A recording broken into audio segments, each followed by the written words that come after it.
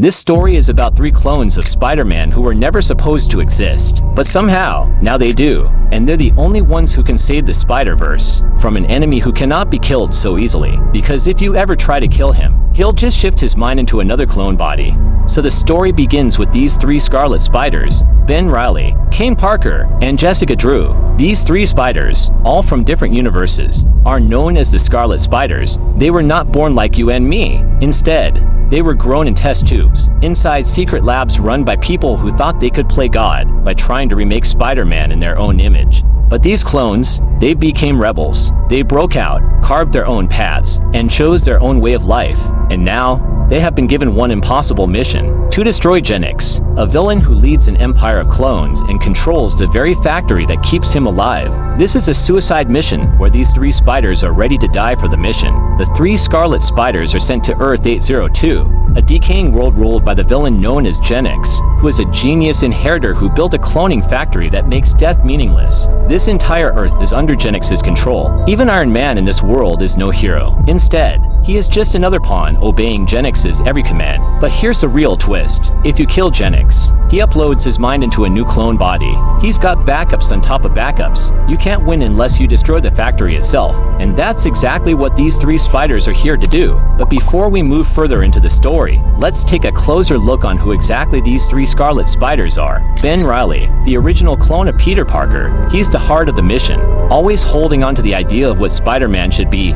Kaine Parker, a more violent and unstable clone with a twisted past, but a strong sense of justice underneath it all. Jessica Drew, the female clone of Peter, sharp-minded and deadly efficient. She chose her identity and became Spider-Woman on her own terms. Now, as the story begins, we see the 3 Scarlet Spiders in a sci-fi building of Earth 802. As they enter through the hall of that building, Jessica finds out that the place is stinking very bad.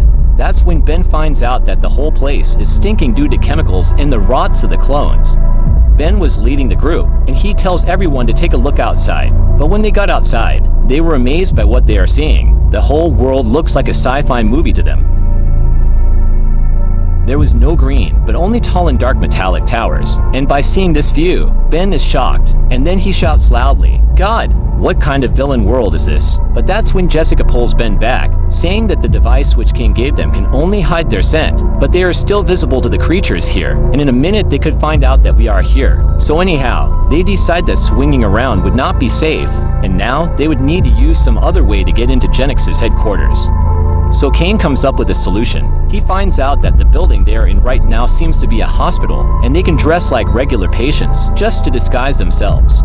Kaine comes with 2 hospital dresses, one for Ben and one for Jessica. But when Ben asks Kaine about his dress, Kaine says that his suit has a stealth mode, so he won't need to change, telling him, "How do you think I got the hospital dresses in the first place?" And that's when they finally decide to move out further into that city to find the base of Genix. But what they don't know is that something or someone has already seen them. What do you think what threat is standing ahead for these 3 Scarlet Spiders? And what fate is waiting for them in this twisted world?